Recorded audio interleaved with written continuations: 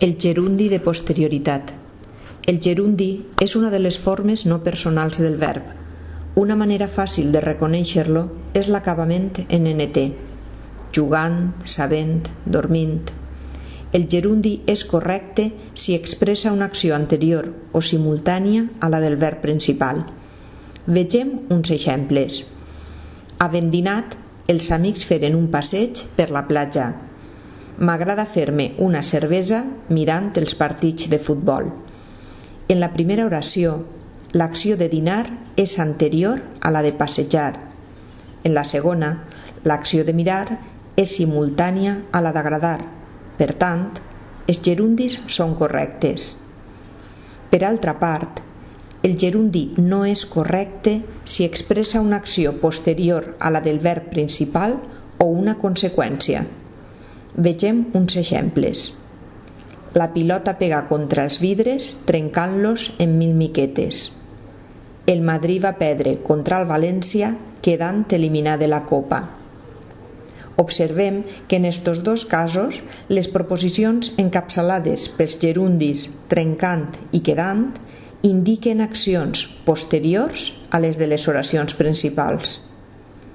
Com saber si un gerundi és correcte o no ho és?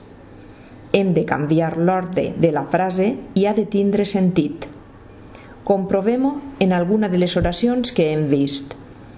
Trencant-los en 1000 miquetes, la pilota pega contra els vidres. Mirant la tele, li agrada fer-se una cervesa.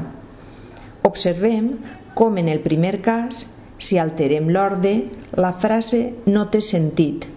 Per tant, ixe gerundi no és correcte. Tanmateix, la frase sí que té sentit en el segon exemple, encara que alterem l'ordre. Quina és la solució per als gerundis incorrectes? La solució és refer la frase. I per a fer això tenim diferents alternatives. Vegem-ho també en alguns exemples. La pilota pega contra els vidres i els va trencar en 1000 miquetes. La pilota pega contra els vidres que es van trencar en 1000 miquetes. El Madrid va perdre contra el València i quedà eliminat de la Copa. El Madrid va perdre contra el València de manera que quedà eliminat de la Copa. El Madrid va perdre contra el València, per tant, quedà eliminat de la Copa. Hi ha hagut un accident i s'han format llargues cues en la carretera. Hi ha hagut un accident, per la qual cosa s'han format llargues cues en la carretera. Com que hi ha hagut un accident, s'han format llargues cues en la carretera. A causa d'un accident, s'han format llargues cues en la carretera. Tampoc hem d'usar el gerundi per enllaçar frases. Hem de posar un punt o refer la frase. Vegem de nou uns exemples. Estan buscant la persona desapareguda. L'últim domicili conegut és el carrer Sant Vicent, número 6.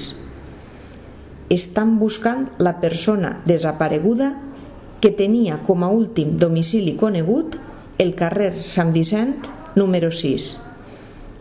En resum, evitarem el gerundi quan és posterior, quan indica conseqüència o com a connector de frases.